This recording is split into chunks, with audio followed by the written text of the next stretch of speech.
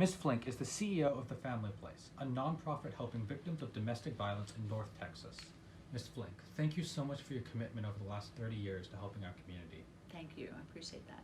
I'm going to ask you a series of rapid-fire questions. What few words come to mind when you think of diversity of thought? People who are all over the board when it comes to what they want you to know about them. I think of people that are soft-spoken, very verbal, people that are from all countries, people that are from all walks of life. So, and all those things feed into their diversity of thought. Thank you. And how about extrovert? Well, an extrovert is the person who, they walk in the room and you know they're there. They open the door and the party starts. It's a person who engages, sometimes engages because they want to be the center of attention, and other times they want to be sure you understand where they're coming from. And how about introvert? Well, an introvert is often very soft-spoken, and maybe we don't always know they're there, but they're a person who has maybe deep thoughts that you have to just pull out of them. And are you yourself an introvert, extrovert, or ambivert?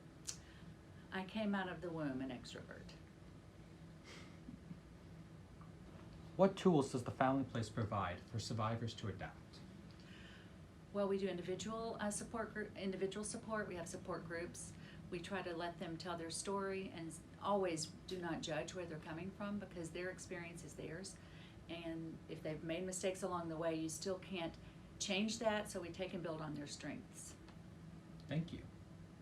And as a leader over the last 30 years, how have you created a culture to include all personality types, whether it be staff or survivors?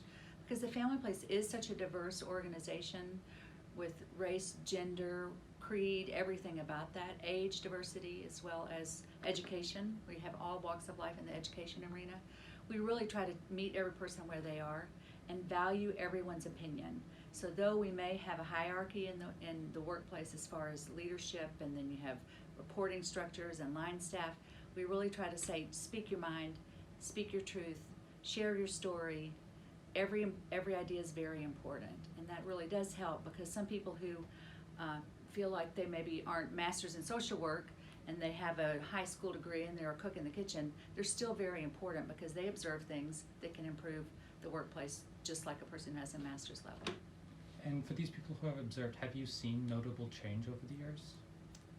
I have met people who were reluctant to share at the beginning because of their past, because of their background, because they felt maybe they had low self-esteem. And once you really build them up and say you are valued, you are important, you are a human who has a right to have an opinion, sometimes then people are more likely to talk about it.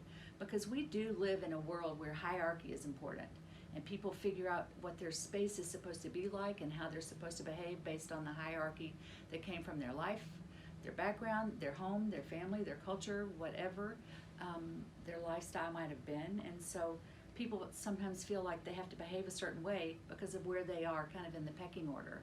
And at the Family Place, we try to say, it doesn't matter.